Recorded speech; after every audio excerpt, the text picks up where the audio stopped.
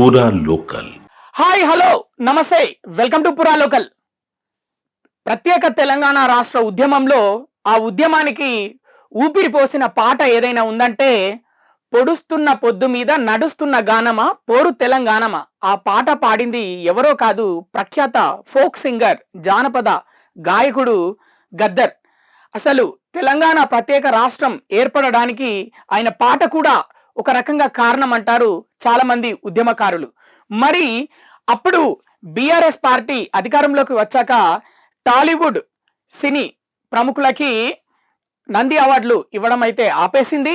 ఇప్పుడు రేవంత్ సర్కారు వచ్చాక ఆ నంది అవార్డులు గత ప్రభుత్వం ఇవ్వడం ఆపేసింది కాబట్టి ఆ నంది అవార్డుల పేరు మార్చేసి గద్దర్ అవార్డ్స్గా నేను అందరికీ సినీ ప్రముఖులకి అవార్డ్స్ ఇద్దామని అనుకుంటున్నాను. దీని మీద సినీ ప్రముఖుల సలహాలు సూచనలు ఇవ్వాలని ఆయన మీడియా ముఖంగా అయితే చెప్పడం జరిగింది. ఒకరిద్దరు తప్ప అసలు ఎవరు రెస్పాండ్ కాలేదు గద్దర్ అవార్డ్స్ గురించి. అటు సినీ ప్రముఖులకు కూడా గద్దర్ అవార్డ్స్ పేరు మీద అవార్డ్స్ తీసుకోవడం ఇష్టం ఉందో లేదో క్లియర్గా అయితే ఎవరు చెప్పలేదు.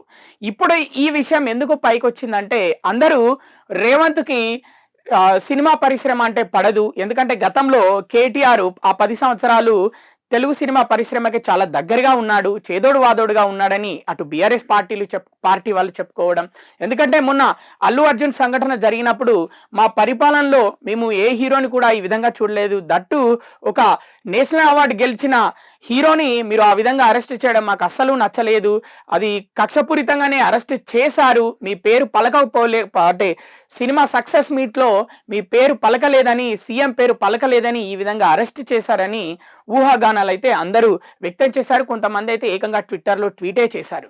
కానీ ఇవి రేవంత్ గురించి 2 బుక్కలు ఇక్కడ చెప్పాలంటే టాలీవుడ్ సినీ ప్రముఖుల గురించి ఆయన ఎప్పుడు ప్రస్తావిస్తూనే ఉన్నాడు. గద్దర్ పేరు మీద అవార్డ్స్ ఇద్దామని నంది అవార్డ్స్ బదులు, అలాగే మధ్యలో డ్రగ్స్కి సంబంధించి తెలంగాణ రాష్ట్రం చాలా దూసుకుపోతుంది. అంటే అది మంచితనంలో దూసుకుపోవాలి కానీ అభివృద్ధిలో దూసుకుపోవాలి కానీ డ్రగ్స్ గంజాయి విషయంలో తెలంగాణ రాష్ట్రం ఏంటి దూసుకుపోవడం. గత 10 సంవత్సరాల్లో చాలా అస్తవ్యస్తంగా మారిపోయింది. చిన్నపిల్లలు స్కూళ్ళల్లో కూడా చాక్లెట్స్లో గంజాయి కల్పిస్తున్నారు.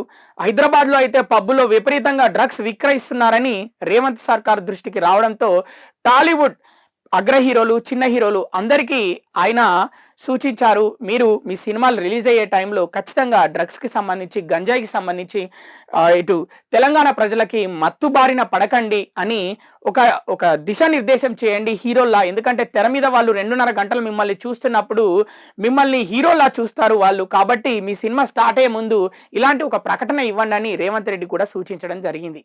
దాని తర్వాత ఇప్పుడు అల్లు అర్జున్ ఇన్సిడెంట్ జరగడంతో ఇప్పుడు ప్రభుత్వం మీద చాలా మంది సినీ ప్రముఖులు అటు కొంతమంది రాజకీయ నాయకులు అందరూ రేవంత్ రెడ్డిని విమర్శించడం జరిగింది. అది అందరూ చూసిందే. కానీ రేవంత్ రెడ్డి హట్ అయింది అల్లు అర్జున్ విషయంలో కాదు, ఎప్పుడో గద్దర్ విషయంలోనే హట్ అయ్యాడు. అంటే సినీ ప్రముఖులకు నంది అవార్డ్స్ కాకుండా గద్దర్ అవార్డ్స్ ఇస్తానని ఆయన చెప్పినప్పుడు సినీ ప్రముఖులు ఎవరు రెస్పాండ్ కాకపోవడమే ఆయన హట్ అవ్వడానికి ప్రధాన కారణమని మరికొంతమంది అంటున్నారు. మరి చూద్దాం ఈ విషయం పైన ఎవరైనా మాట్లాడతారా లేదా సినీ ప్రముఖులు. ఇవి ఇప్పటి వరకు ఉన్న అప్డేట్స్. మరిన్ని అప్డేట్స్ కోసం చూస్తూనే ఉండండి పూరా local, your choice for local voice.